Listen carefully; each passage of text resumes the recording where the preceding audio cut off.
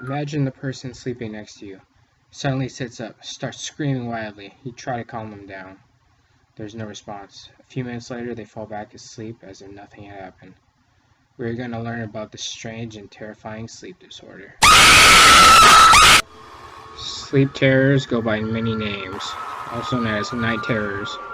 Pavor nocturnus, DSM-4, Axis 1, 307.46. Night terrors are a parasomnia condition in which a person feels something bad is about to happen. Their sense of fear spikes. They scream, thrash around, cry out for help. Some people get out of bed, walk around, or run. During this time, the person is still in a sleep-like state and cannot be woken up easily. Some episodes last anywhere from up to 20 minutes. Afterwards, they go back to sleep or wake up extremely confused. Rare cases indicated that they woke up with partial amnesia for a short time because they can't recall their own name, where they are, or anything about themselves. This usually goes away in a few minutes. These night terrors can produce disturbed and frightened behavior even under test conditions. This man acts out his dreams. One patient like him tied himself to the bedpost each night to prevent himself from attacking his wife. Evidence from a 1997 poll of over 4,000 people in Britain found that 2 in every 100 experience some form of night violence. What we're doing here is really defining a third area of being. We're saying there's sleep, there's waking, and there's something that is in between that is not dreaming.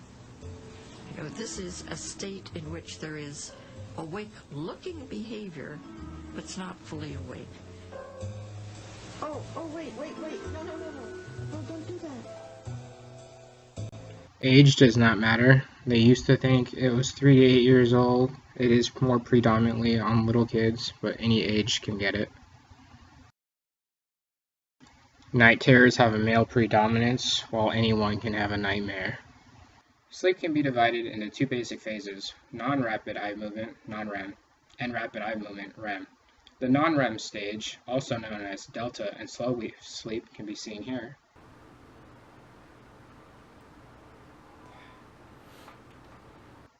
Non-REM can be divided into 3 substages, each characterized by deeper levels of sleep: slower breathing, decreased heart rate, etc.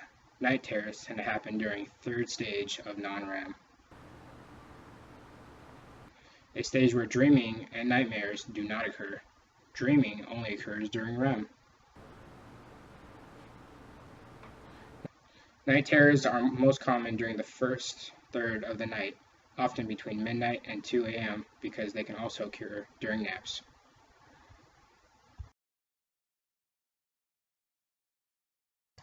After a night terror, you usually go back to sleep. In the morning, though, you won't have any recollection of what happened the night before. Nightmares, however, will usually wake you up and keep you up, because you usually have full memory of what happened or what led to the event. Drinking or stress will definitely help trigger night terrors or nightmares. Dreaming only occurs in REM sleep. When you're dreaming, your muscles pretty much go limp. Your body is physically unable to move, so if you're having a nightmare, you wouldn't be able to grab the golf club you keep next to you when you sleep to ward off imaginary attackers. The act of getting out of bed, yelling, or crying during sleep is more likely to be a night terror versus a nightmare.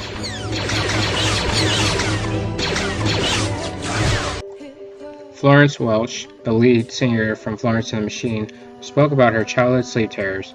She stated, "I have it when I'm tired or stressed or overtired. My body keeps me in overdrive. I'm just dreaming loads. I can't quite sleep in the dark room by myself because I'm always imagining something creeping in the dark corner or looking through the window." Comfort and reassurance can be the only treatment required. Psychotherapy or counseling are other alternatives if the night terrors are persistent. A safe over-the-counter drug, Benadryl Elixir, taken 1 hour before bedtime, can also reduce the occurrences of night terrors. Several medications have been used to treat night terror disorder, with varying degrees of success.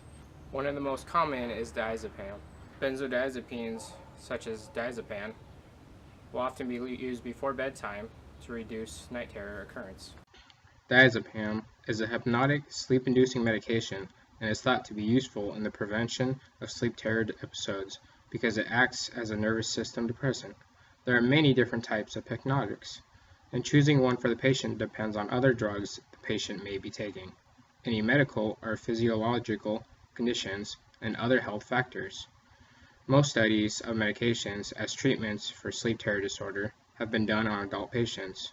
It has been shown that hydroxytryptophan can help children with night terrors. At first they said night terrors were harmless. Generally, only the people trying to wake or disturb the person in an episode got hurt. The doctor said just let the episode pass. Down the road, the night terrors became worse. They were saying people were falling downstairs and even out of buildings. The doctor said for kids, however, they will grow out of it and nothing will affect them down the road. New research is saying that children who suffer from frequent night terrors and nightmares are more likely to experience hallucinations and delusions later on in life. This is the first to link nighttime frights with future mental health disturbances. Children in the study who had more frequent night terrors and nightmares between the ages 2 and 9 were more likely to report psychotic symptoms such as hallucinations and hearing voices at age 12, according to the researchers. The researchers also found that children who were still having recurring night terrors or nightmares at age 12 were about 3 times more likely to also have psychotic symptoms than kids who didn't experience these nighttime episodes. About 5.7% of children experienced psychotic symptoms at age 12, though many did not go on to be diagnosed with full psychotic disorder such as schizophrenia in adulthood. Researchers have long known that people who suffer from schizophrenia tend to report night terrors and frequent terrifying nightmares, but those studies didn't unpack which came first, so it wasn't clear whether the mental illness caused by the nighttime troubles or an underlying cause responsible for both. In the study, researchers aren't sure why nighttime frights are linked with delusions and hallucinations. One possibility is that traumas, such as being bullied or abused, cause the night terrors and nightmares, as well as psychosis symptoms later on in life. Co-author Dieter Wolk, a developmental psychology researcher at the University of Warwick in England, stated that the primary cause is that they both express that the person is very distressed by experiences.